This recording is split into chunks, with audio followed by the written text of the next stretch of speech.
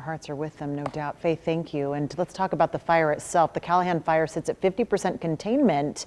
But as Faith just mentioned, it sounds like they're firing up those engines and maybe taking off. So the hope was to get to full containment by day's end. Alexandra Ray joins us now here in the studio after learning more about the current state of the firefight. Alexandra. Yeah, Kristen, firefighters say they are trying to reach that 100% containment like you just mentioned by today, because as our meteorologists have been saying, more wind is on its way tomorrow. So evacuations were put into place yesterday from Millie and Shauna Lanes out to Mount Rose Highway, then expanded to the Montreux area, evacuating 3,000 people and burning around 60 acres. So today they're trying to make sure all the hot spots are cold so they don't spread.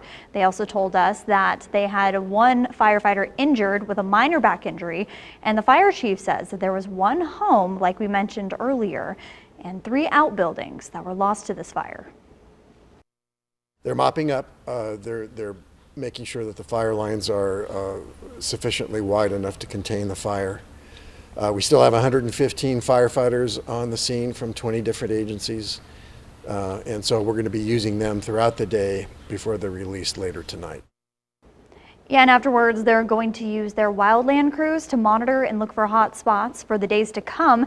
And there were some reports of people getting in the way of firefighters during the evacuation. But Chief Moore says this is to be expected when evacuating so many people at once. Anytime you evacuate 3,000 people and we're bringing in all kinds of fire trucks, we're going to have conflicts there.